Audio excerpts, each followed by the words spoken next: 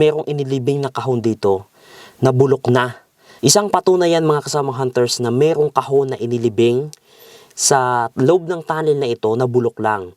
Yang kahon na yan, sigurado ako yan ay pinaglagyan ng mga gold box. O gold box yan noon na pinaglagyan ng mga ginto. At iniwan dito yung kahon. At yung laman ng kahon na yan, itinago sa loob ng tunnel na ito. Kaya doon sa markings na nakuha natin noong nakaraan na mga bote na kulay blue na medyo kulay green na blue, may mga nakalagay doon na B na ang ibig sabihin ay box of gold. Kaya nga ito ngayon na nagpapatunay na mayroong mga kahon-kahon na inilagay at ipinasok sa loob ng tunnel na ito at yung laman ng kahon itinago. Nandito yung mga kahon eh. Yan, kita-kita yung mga kasamang hunters. So, ito ay patunay na mayroong mga kahon-kahon dito na itinago. Nabulok na. So, ang hahanapin natin, yung laman ng kahon na yan. Saan inilagay? Ayan na mga kasamang hunters. Itong ating treasure site talagang ay dobling ingat na tayo ngayon habang kinukut-kut natin yung dulong bahagi itong graba, buhangin na sa dulo. Dahil sa ating obserbasyon at advice ng mga hunters, ito ay crucial, medyo risky, medyo delikado. Ito pala yung pinaka-danger part ng treasure operation, yung kayo ay tumama na sa buhangin. Ayan, makikita nyo po mga kasama hunters. Kanina na hits natin yung dalawang bilog na tanso. Katapos nun, medyo pahinga tayo konti. Nilinis, inaral. Ngayon, diretso ulit tayo. At yung pagsulong natin mga kasama hunters, kunti-unti lang. At saka, hindi natin minamadali. Yung paghukay natin, dahan-dahan. Step by step, inch by inch. Hindi tayo yung bara-bara. Hindi natin alam kung anong bagay na naman ito dito sa may buhanging area. Itong graba nga nakatambak. Yan, may ugat parang kahoy. Ugat yata ng niyog yan. Kung saan may niyog ba yata doon sa may dulo nito. Bakit nandito yung ugat nito? Yan. Tapos ito may isa pang test tube na may tubig. Ano yan? Ano itong bigat? Ha? Bigat. Tanso yata yan ah. Ano siya? Parang tubo. Tubo. Kulay green. Tanso no? Parang dulo ng gripo or pang spray. Hindi. Tingin mo ano yan? Doon yan, kita niyo po makasama ng bakal. Hops, ingat-ingat yan, tumitibag ng pusa. Hops, yan, kaduktong siguro yun sa taas na yan. Wait lang, pako yun ah. Wait. Okay, kut-kutin mo yun sa may baba na yan, yung bakal na yan. Yan, nakakuha tayong makasama hunters ng tornilyo, no? Tornilyo na ito. Katabi ng ayun na yung bakal na yun.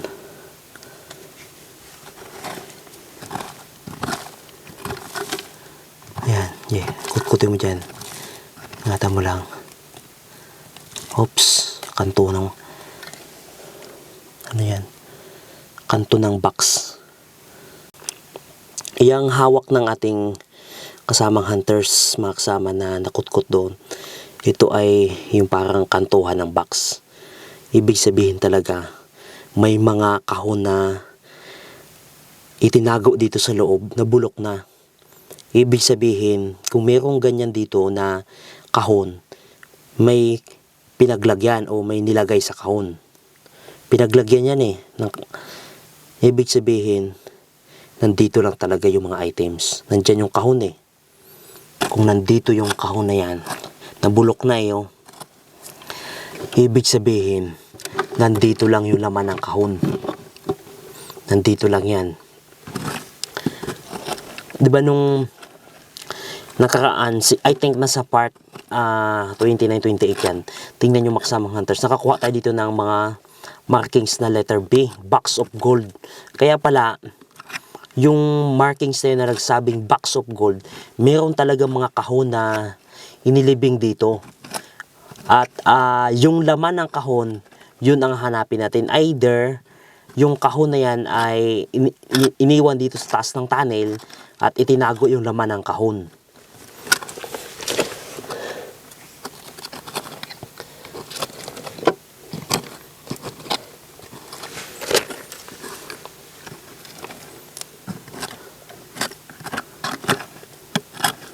Ayan.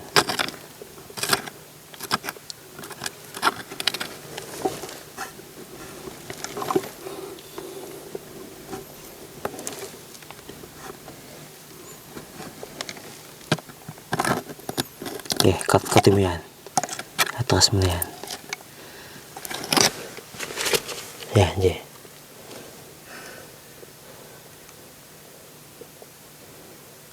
Ano yun? Ayan o. Kantuhan ng kahon. Yan mga kasamang hunter. Siding ng kahon ito. Ayan o. Grabe. Laman. Kahon talaga ito. Nabulok lang. Merong inilibing na kahon dito. Nabulok na. Ang natira na lang yan yung kantuhan. Yung sa side ng kahon na bakal. Isang patunayan mga kasamang hunters na merong kahon na inilibing sa loob ng tunnel na ito na bulok lang. Yang kahon na yan, sigurado ako yan ay pinaglagyan ng mga gold box. O gold box yan noon na pinaglagyan ng mga ginto. At iniwan dito yung kahon. At yung laman ng kahon na yan, itinago sa loob ng tunnel na ito. Kaya doon sa markings na nakuha natin noong nakaraan na mga bote na kulay blue, na medyo kulay green na blue, may mga nakalagay doon na B, na ang ibig sabihin ay box of gold. Kaya nga ito ngayon na nagpapatunay na mayroong mga kahon-kahon na inilagay at ipinasok sa loob ng tunnel na ito at yung laman ng kahon itinago. Nandito yung mga kahon eh. Yan, kitang-kita yung mga kasamang hunters. So, ito ay patunay na mayroong mga kahon-kahon dito na itinago. Nabulok na. So, ang hahanapin natin yung laman ng kahon na yan. Saan inilagay? Uling. Yan, kita nyo po mga kasamang hunters sa kasama ng mga yung mga side ng kahon na to, siding ng kahon, may mga uling. Ang ating iniingatan dito na huwag makulaps itong trap na to sa taas. Kasi ko nga na dahan-dahanin lang natin na suotin natin hanggang dulo, parang daga style.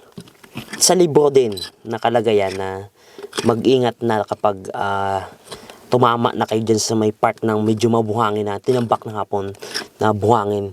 Sadya talaga daw yan mga kasamang hunters. Sadya talaga na nilagay nila yan. Ay nga, ito nga, may mga nakukuha na tayong mga kantuhan ng box na yan. Patunay lang yan na seryoso ang paglalagay ng hapon ng trap nila. Hindi yan basta-basta nila nilagay ng walang ibig sabihin. Lahat yan may purpose yan.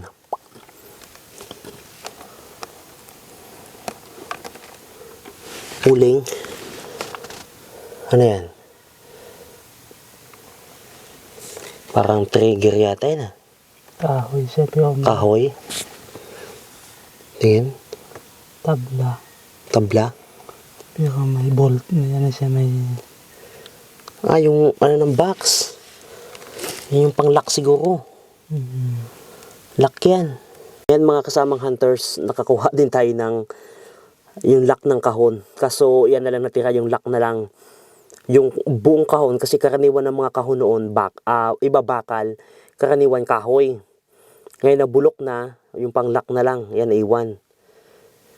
Doon. Nakahalo ulit dyan sa may graba. Yan kung inyong makikita mga kasamang hunters. Ito yung mga buhangin natin na nakutkot ngayon na itong graba. Yan, kitang-kita nyo yung composition. Lalabas natin to dahan-dahan.